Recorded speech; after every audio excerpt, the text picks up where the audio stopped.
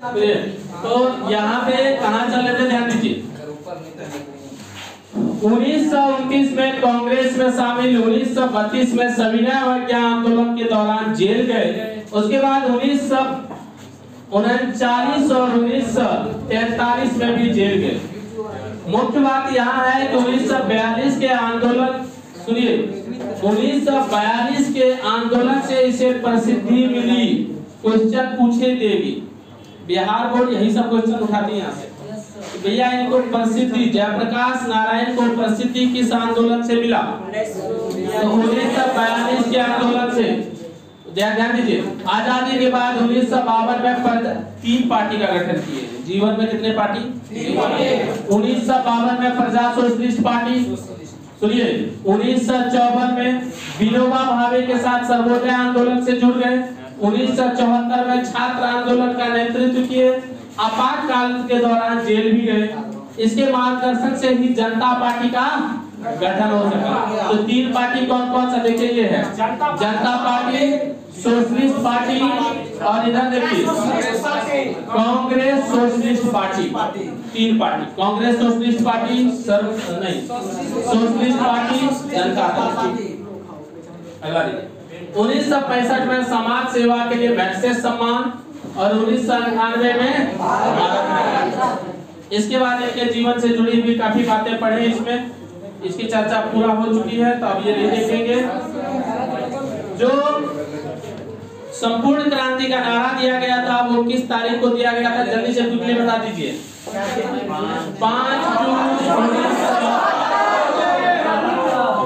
5 जून 1974 को ये नारा दिया गया था संपूर्ण क्रांति का, और वही क्रांति हम लोग पढ़ रहे हैं।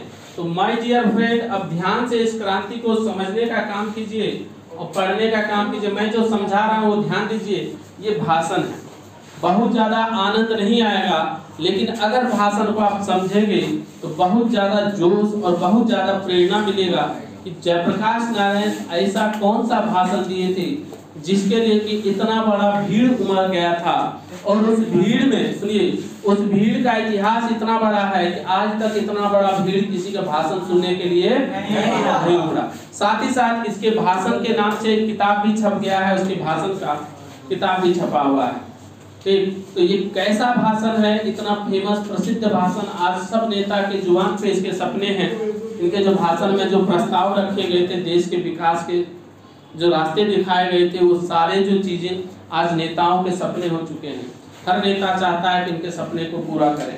तो क्या है इसके भाषण में, उनको समझेंगे तो बड़े ही परीक्षा पास करने के लिए नहीं, समझ विकसित करने के लिए भी इसे समझना जरूरी है। समझ रहे? तो ध्यान से पढ़ेंगे। देखिए, इनका भाषण शुरू हो रहा है। बिहार प्रदेश छात्र संघर्ष समिति के मेरे प्यारे युवा साथियों, बिहार प्रदेश के असंख्य नागरिक भाइयों और बहनों। भाषण का हेडलाइन देख लीजिए। सुनिए, अभी अभी रेणु जी ने जो कविता पढ़ी है, अनुरोध तो वास्तव में उनका था, सुनना तो वो चाहते थे। मुझसे पूछा गया कि वह कविता सुना दे या नहीं।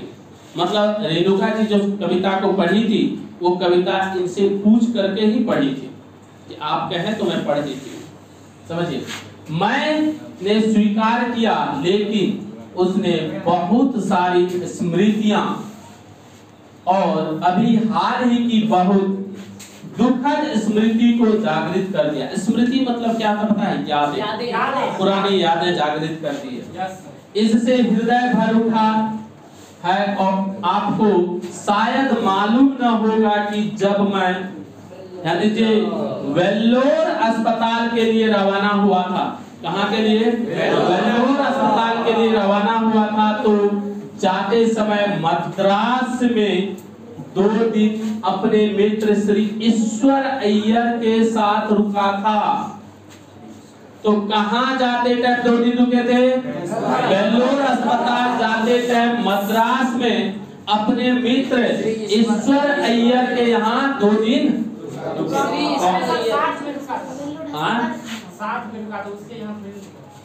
उसके साथ रुका था, मतलब उसी के साथ रुका था। सुनिए, वहां दिनकर जी, हाँ उन्हीं का घर ही होगा, वहाँ दिनकर जी गंगा बाबू मिलने आए थे। वहाँ कौन थे? दिनकर जी गंगा बाबू मिलने आए थे। बल्कि गंगा बाबू तो साथ ही रहते थे, गंगा बाबू साथ ही रहते थे। और ध्यान दीजिए दिनकर जी क्या कहते हैं, दिनकर जी बड़े प्रसन्न दिखे और उन्होंने अभी हाल की अपनी कुछ कविताएं सुनाई और मुझसे कहा कि आपने जो आंदोलन शुरू किया है, जितनी मेरी आशाएं आपसे लगी थी उन सब की पूर्ति आपके इस आंदोलन में, इस नए आवाहन में देश के तरुणों का अपने आपने जो किया है मैं देखता हूँ। तालियां हरगिज न बजाएं, मेरी बात चुपचाप सुनिए। अब यहाँ से एक क्वेश्चन क्या होगा, ध्यान दीजिए कि जब दिनकर जी इनसे मिले तो क्या बोल रहे, देखिए जो आंदोलन आपने शुरू किया है, ये जो आंदोलन आपने शुरू किया, तब तक ये आंदोलन की घोषणा करके गए थे संपूर्ण क्रांति का। पहले जितना मेरी आशाएं आपसे लगी थी, मुझे जितना उम्मीद था कि आप ये सब कर सकते हैं, सुनिए उन सब की पूर्ति आपके इस आंदोलन में, इस नए आह्वान में, आपके इस आंदोलन में, इस आह्वान, आह्वान मतलब क्या होता है? पुकारना, आगाज करना, समझ रहे? इस आगाज में देश के तरुणों का आपने जो किया है, जो देश के तरुणों, जो युवाओं का, जो जनताओं का आपने किया है, मैं देखता हूँ, मैं जो देखता हूँ यही मुझे आपसे उम्मीद है। समझ रहे? इस भाषण में उनकी बातों को ऐड किया है, तो समझना थोड़ा सा दिमाग लगा करके पड़ेगा। अब जनता तालियां पीटने वाले थे, करे नहीं ताली मत पीटिए, तालियां हरगिज न बजाएं, मेरी बात चुपचाप सुनिए। और देखिए आगे क्या करें, अब मेरे मुंह से आप हुंकार नहीं सुनेंगे। अच्छा ये बात का किताब में क्या पूछता ऑब्जेक्टिव में कि कौन बोले थे कि अब मेरे मुंह से आप हुंकार नहीं सुनेंगे? लेकिन जो कुछ विचार मैं आपसे कहूंगा वे विचार हुंकारों से भरे होंगे। लेकिन जो कुछ मैं कहूंगा वो किससे भरे होंगे? हुंकारों से भरे होंगे। क्रांतिकारी वे विचार होंगे जिन पर अमल करना आसान नहीं होगा। वो विचार कैसे होंगे? क्रांतिकारी होंगे और उस पे अमल करना आसान। अमल करने के लिए बलिदान करना होगा, कष्ट सहना होगा, गोली और लाठियों का सामना करना होगा, जेल को भरना होगा। इनका जो आंदोलन का जो आगाज था वो क्या था? एक क्रांतिकारी आगाज था, जिसके बाद क्या क्या कष्ट सहना पड़ सकता था? बलिदान देना पड़ सकता था, कष्ट सहना पड़ सकता था, गोली खाना, लाठी खाना पड़ सकता था। समझ पा रहे हैं? तो ध्यान रखेंगे। अगला देखिए, जमीनों की कुर्कियां होगी। किसकी कुर्कियां होगी? जमीनों की भी कुर्कियां हो सकती है। यह सब कुर्की मतलब होता है कि सब सरकार कब्जा कर लेता है। समझ रहे हैं? क्या कर लिया? अपने में कब्जा कर लिया कि ये अवैध है। यह क्रांति है मित्रों, यह क्रांति है मित्रों और संपूर्ण क्रांति है। ये बात किसने कही थी?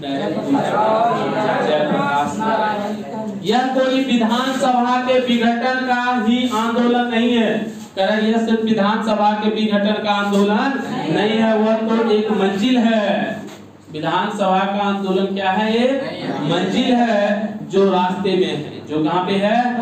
रास्ते में है। ध्यान दीजिए, दूर जाना है, दूर जाना है। जवाहरलाल नेहरू जी के शब्दों में, अब देखिए इंदिरा जी के विरोध में ये भाषण दे रहे हैं। इंदिरा की सरकार थी इस टाइम में, और उनके ही पिताजी कौन थे? जवाहरलाल नेहरू जी। उनके एक बात ये रखते हैं, देखिए, और ये बात भी कई बार पूछे गए कि ये लाइन किसने कही थी। जयप्रकाश नारायण जी अपने भाषण में से शामिल कर रहे हैं, लेकिन ये बात कही किसने है? जवाहरलाल नेहरू जी ने। देखिए क्या कह रहे हैं, अभी न जाने कितने मिलों इस देश की जनता को जाना है, अभी न जाने कितने मिलों इस देश की जनता को जाना है, उस स्वराज को प्राप्त करने के लिए जिसके देश के हजारों लाखों जवानों ने कुर्बानियां दी है। कहें इस देश के जनता को अभी ना जाने, और अपने भाषण में कहते हैं कि ना जाने कितने दूर अभी भी जाना है कि जो सपना हमारे देश के शहीदों ने, स्वतंत्रता सेनानियों ने देख करके हमें स्वतंत्रता दिलाई है, उस सपना हम अभी पूरा नहीं कर पाए हैं। उसे पूरा करने के लिए हमें अभी मीलों दूर जाना है। ये लक्ष्य किसने रखे थे? जवाहरलाल नेहरू जी। याद रहेगा? बहुत अच्छा, आई होप सो। आगे देखते हैं। जिसके लिए सरदार भगत सिंह, उनके साथी, सुनिए, बंगाल के सारे क्रांतिकारी साथी, महाराष्ट्र के साथी, देश भर के क्रांतिकारी सभी गोली का निशाना बने या तो फांसी पर लटकाए गए। जिस स्वराज के लिए लाखों लाख देश की जनता बार बार जेलों को भरती रही, मतलब जिस आंदोलन के लिए देश की जनता जो बार बार जेलों को भरती रही, जो हमारे बड़े स्वतंत्रता सेनानी है जिसने कि क्या किए, शहीद हो गए, छाती पर गोली खाए, फांसी पर लटकाए गए, उनका सपना सिर्फ आजादी पाना नहीं था, उनका सपना आजादी किस प्रकार की होनी चाहिए ये भी था, जो कि हम सिर्फ अंग्रेज को भगा करके वो आजादी, असली आजादी प्राप्त नहीं कर पाए। और आज भी हम लोग आजाद नहीं हैं। आज भी अभी हमारे साथ बहुत सारे हमारे जो स्वतंत्रता पे क्या है, गुलामी के जंजीर पड़ी हुई। हमारा बहुत सारा अभी भी चीज है जो हमको, काफी सारी चीज है जिसमें आपको अगर कहीं लिखना पड़े, हमारे देश में भी ऐसी कौन कौन सी चीजें हैं जो हमें गुलाम बना रखा है। आप ले लो, बहुत बड़ा बवाल उठ रहा है, घूसखोरी का गुलामी, ये गुलामी है। करप्शन सबसे बड़ा गुलामी है। तो ये बड़े बड़े आजकल तो जैसे न्यूज में भी चर्चा कर रहे हैं, बहुत सारे पत्रकार भी इस पे सवाल उठा रहे हैं, भाई को गुलामी हटाओ, ये करप्शन का गुलामी भयंकर सबसे बड़ा गुलामी तो यही है। तो बहुत सारी गुलामी है जिनसे हमें क्या करना है, निजात पाना है, इसी की बात कर रही है। लेकिन आज कितने साल के हो गए थे? 27-28 वर्ष के बाद का जो स्वराज है, आज तो हम लोग 70 साल में जी रहे, 27-28 साल में परेशान हो गए थे। देख लीजिए उस टाइम में जो हाल था आज भी वही हाल है।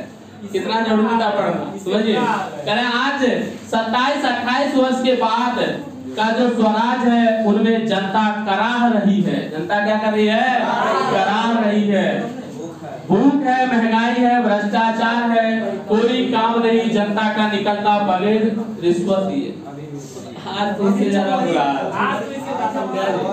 आज तो बस का टिकट लेने के लिए पैसा दे देते, 10 टका ज्यादा दे दीजिए, अगला सीट मिल जाएगा।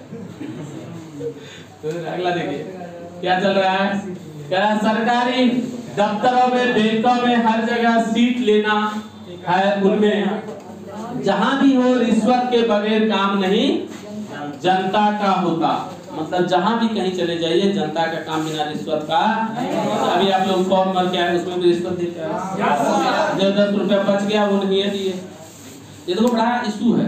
हमारा 10 रुपए लेकर के अगर एक कॉलेज में 2000 छात्र है, तो जोड़ लीजिए 2000 में 10-10 रुपए करके कितना कमा लिए।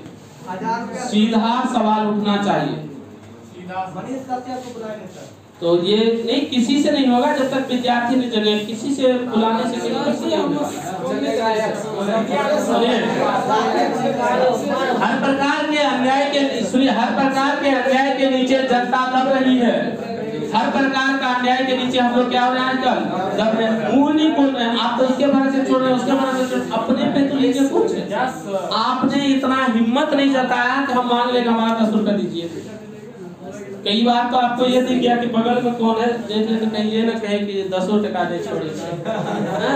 कई बार तो इस चक्कर में आप छोड़ा है, इसका फायदा देखिए कौन ले उसको करप्ट बना लड़कों से बड़ा प्रॉब्लम होता है, बगल में देख के पैसा मांगते हैं। सुनिए, शिक्षा संस्थाएं भ्रष्ट हो रही है, शिक्षा संस्थाएं भ्रष्ट हो रही है, हजारों नौजवानों की भविष्य अंधेरे में पड़ा हुआ है, जीवन उनका नष्ट हो रहा है। शिक्षा दी जाती है गुलामी की शिक्षा। शिक्षा कौन सी दी जाती है? शिक्षा पाकर दर ठोकर खाना नौकरी के लिए, ये तो सबसे बड़ी गुलामी है ना। हमें ऐसी शिक्षा ही नहीं दी जाती है जिससे कि हम कुछ कर सके, हमें तो दूसरों पे निर्भर छोड़ दिया जाता है। ये जो शिक्षा है, आज जो आप ऑनर्स कर रहे हैं, ये जो कर रहे हैं, शिक्षा कहाँ का? कोई टेक्निकल शिक्षा है क्या? हमें किसी लायक छोड़ रही है शिक्षा। कौन सा नौकरी लोगे? शिक्षा के बाद आपको कौन सा हुनर दे दिया सरकार ने? 12 साल अपना बर्बाद कर दिए, मुझे बताओ कौन सा हुनर सीख लिया आपने? कोई ओरिजिनली देखिए, कोई हुनर नहीं सीख पाए हैं आप, कोई हुनर दे पाया है। कोई हुनर नहीं, लिखने पढ़ने के अलावा कुछ नहीं आया। लिखने पढ़ने से जीवन कटेगा क्या? कुछ हुनर भी तो होना चाहिए करने के लिए। आइए, नौकरियां मिलती ही नहीं, सब तो सरकारी नौकरी सरकार दे पाएंगे, लेकिन सबको अगर कुछ हुनर दे तो सभी लोग रोजगार कर पाएंगे। इसी इनिशिएटिव को देखते हुए आज हमारी सरकार स्किल इंडिया चलाए हैं। आप लोगों को कंप्यूटर सिखाने का जुगाड़ लाया गया। इसका एक कहिए छोटा सा एक कदम कहिए इस ओर कि बच्चों में कुछ टेक्निकल ज्ञान, लेकिन सिर्फ कंप्यूटर ज्ञान और कुछ चल रहा है, और भी सारी चीज चल रहा है। हुनर इंडिया टाइप का बहुत सारा प्रोग्राम चल रहा है। तो इन छोटे छोटे चीजों से थोड़ा सा और बड़ा स्टेप उठाना पड़ेगा। स्कूल कॉलेज को इनसे जोड़ करके अगर सरकार देखे कि हम स्कूल कॉलेज को इनसे जोड़ दें टेक्निकल एजुकेशन से, कि बच्चे को 6ठा क्लास के बाद 8वां क्लास के बाद डायरेक्ट टेक्निकल एजुकेशन दे, वो कुछ कर सके। इंटर के बाद अगर पढ़ाई भी छोड़ दे तो वो लेबर मजदूर ना हो। पता है अभी बहुत बड़ी समस्या, आपको हमको सोचना चाहिए इस पे। हम लोग अगर इंटर पढ़ के छोड़ देते हैं, आप इंटर पढ़ के छोड़ देते हैं तो आप लेबर और मजदूर के अलावा किसी लायक नहीं। जो लड़का इंटर पास नहीं किया बिना पढ़े लिखे वो भी लेबर, और आप इंटर पास करके भी आपको सरकारी नौकरी नहीं हुआ तो लेबर। इससे अच्छा पढ़ क्यों है? सरकार को चाहिए कि हमें एक टेक्निकल एजुकेशन की ओर मोड़े, हमारी शिक्षा व्यवस्था को उस ओर मोड़े, ताकि शिक्षा में ऐसा कुछ आए कि अगर बच्चा 5 साल 10 साल पढ़ के छोड़ भी दे वो लेबर ना बने। क्या ना बने? लेबर ना बने। यार शिक्षा का इज्जत हो। इज्जत कहाँ है शिक्षा का? बताओ, हमारे समाज में शिक्षा का इज्जत रहा है? पता है यार बीए में कर लो, उससे तुमको क्या मिल जाएगा? नौकरी मिल जाएगा, तो फिर तो बेरोजगार हो। पढ़ते कई बार तो अपना डिग्री बताने में भी शर्म लगता है। हाँ भैया हम इतने पढ़े लिखे हैं, पता चला करते का है तो कुछ नहीं करते। हाँ दुकान खोलने वाले हैं किराना का, भारी बेइज्जती है, भारी बेइज्जती है। ये किसका प्रॉब्लम है? देखिए किसका प्रॉब्लम है? शिक्षा का प्रॉब्लम, शिक्षा का प्रॉब्लम है। गवर्नमेंट की नीति का प्रॉब्लम है कि गवर्नमेंट ने ऐसा नीति बनाया, ऐसा शिक्षा नीति बनाया, हमें क्या बना दिया? अपंग बना दिया, लंगड़ा बना दिया, कुछ करने के लिए नहीं। सुन ये बड़ी बात है। आइए, दिन पर दिन बेरोजगारी बढ़ती जाती है, गरीबी की बेरोजगारी बढ़ती जाती है। गरीबी हटाओ के नारे जरूर लगते हैं, लेकिन गरीबी बढ़ती है, बढ़ी है पिछले वर्षों में। ये सिर्फ जुमला है। गरीबी हटाओ क्या है? एक जुमला है। जब से सरकार बनी है, भारत आजाद हुआ है, गरीबी हटाओ चल रहा है। पता नहीं गरीबी नहीं हट रहा, जो हटाने आते वो हट जाते हैं। तो मित्रों, जयप्रकाश जी का भाषण सुनिए, सारी बातों के, इनका जो सपना था, आज इसलिए सब नेता इनके सपने को लेकर के आते हैं, हालांकि वो अपना ही सपना लेकर आते हैं, भाषण में जनता को बहला देते हैं। अगर देखो ये सब चीज आप पढ़ोगे, जानोगे अभी से, जैसे क्लास में काफी सारी चीजों की चल, तब कल को आप एक सजग व्यक्ति बन पाएंगे, सजग नागरिक बन पाएंगे। हम सोच समझ के कुछ करेंगे। नहीं नेता, देखिए नेता ही नहीं बनेगा, बहुत चीज बनेंगे। आपका भविष्य तो आपको भी नहीं पता है, कब ऐसा मोड़ आएगा आप क्या बन जाओगे कोई नहीं जानता। शिक्षा जरूरी है, हमें शिक्षा, लेकिन शिक्षा का स्तर हमें कैसा होना चाहिए वो देखना, ये जरूरी है, जानकारी जरूरी है, बहुत जरूरी है। आज की स्थिति यह है, और सुनिए इस स्थिति में वहां दिनकर जी ने कुछ हमें अपने शब्द सुनाए, बड़े हृदय ग्राही थे, बड़े हृदय को छूने वाले थे, समझिए। और उसी रात जब, ध्यान दीजिएगा, विदा हुए उसी रात को हमारे मित्र रामनाथ जी गोयनका, कौन? रामनाथ जी गोयनका इंडियन एक्सप्रेस के मालिक के घर पर वहां मेहमान थे। वह मेहमान थे, कौन थे मेहमान? अरे दिनकर जी थे मेहमान। दिनकर जी मेहमान कहाँ थे?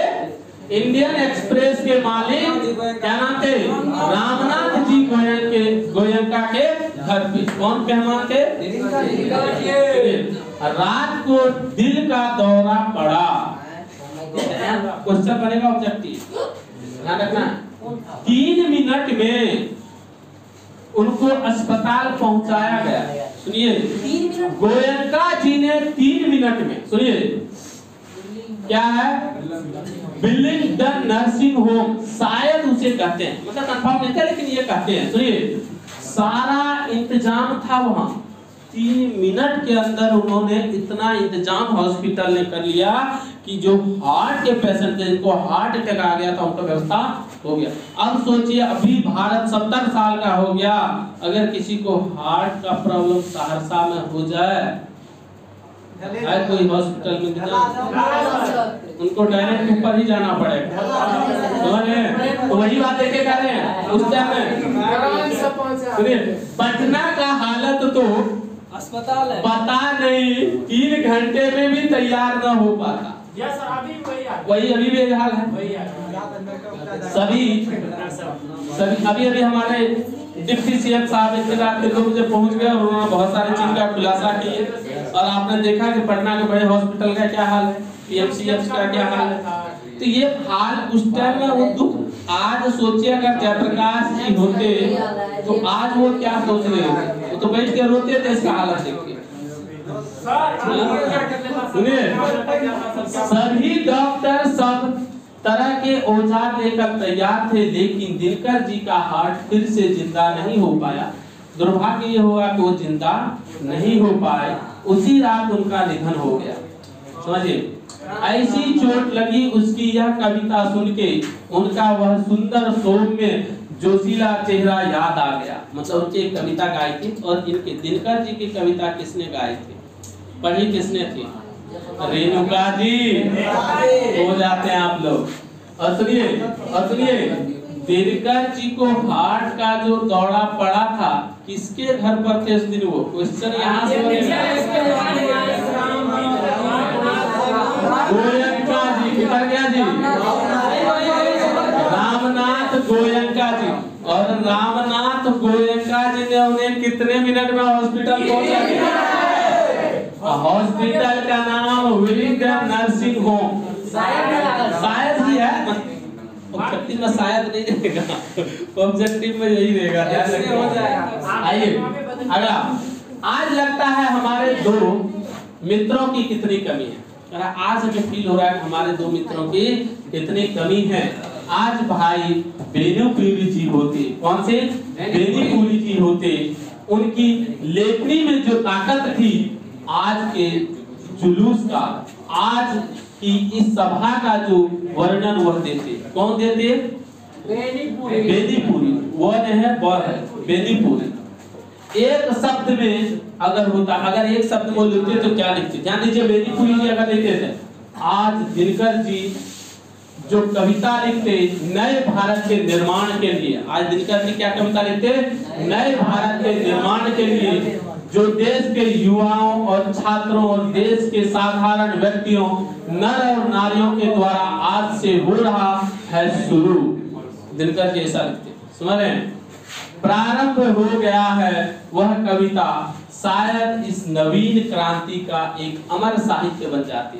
अगर वो होते तो उनकी एक कविता क्या बन जाती? एक अमर साहित्य बन जाती। लेकिन आज दोनों ही नहीं है। आज वो दोनों नहीं, मतलब इनके अपने पुराने मित्र थे जिनको ये क्या कर रहे थे, याद कर रहे थे। वो कौन थे? एक थे दिनकर जी और दूसरे कौन थे? बेनीपुरी जी। ना दिनकर जी हैं ना बेनीपुरी जी हैं, समझिए।